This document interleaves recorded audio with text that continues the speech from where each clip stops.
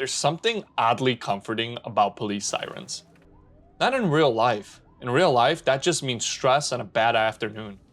But in the precinct, sirens mean vibes. This is a top-down, neon-soaked police sim where you're not saving the world. You're writing tickets, you're chasing suspects, you're responding to crimes that may or may not involve someone jaywalking with intent. So the big question is the precinct a hidden gem or just a really stylish traffic stop simulator? Let's audit it. The Precinct is an isometric sandbox police game set in a fictional 1980s that looks like it was designed by someone who really loves neon signs and rain. You play as a rookie cop working your way up the force, responding to calls, patrolling streets, and trying to keep the city from descending into total chaos. And I mean chaos in the sense of car chases, robberies, shootouts, and someone definitely double parking like they own the place. It's part action game, part police sim, part why is everything on fire right now. The presentation, this game oozes atmosphere. Neon lights reflecting off wet streets, 80s inspired color palettes, a city that actually feels alive. The camera angle gives you that old school, almost arcade feel, but with modern lighting and a detail that makes every patrol feel cinematic. Honestly, half the time, I wasn't even rushing the calls. I was just driving pretending I was in a gritty cop movie. Gameplay is where the precinct gets interesting, and occasionally a little messy.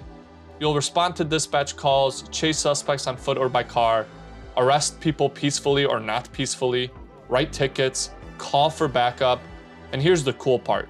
You're encouraged to actually follow police procedure. You don't just tackle someone and call it a day. You identify suspects, you issue warnings, and you escalate force when necessary. Which sounds great until 5 crimes happen all at once and suddenly you're in a shootout because someone didn't want to cooperate over littering. The systems are solid, but sometimes a bit overwhelming, especially early on. There's a lot to keep track of, and the game doesn't always hold your hand. It's immersive, but occasionally confusing. Now, as stylish as the precinct is, it's not without its issues. First up, the camera and perspective. The top-down view looks great, but it works against you in tight situations. During shootouts or chases, it's sometimes hard to read depth, corners, or just what's barely off screen. Which leads to moments when you're like, I had that under control. Oh cool, I'm getting shot from somewhere I physically couldn't see. Second, driving physics. Car chases are fun, but vehicles can feel a little floaty, almost like they're skating instead of gripping the road. You'll overshoot turns, clip weird angles, or spin out in ways that feel more arcade chaos than precision pursuit. But finally, the progression pacing. Unlocks are cool, but the climb can feel slower than expected. You'll sometimes feel like you're doing everything right, responding to calls, following procedure, and the rewards don't always match the effort. It's not broken, it just occasionally feels like the game's saying, congrats on surviving that disaster, here's slightly more XP.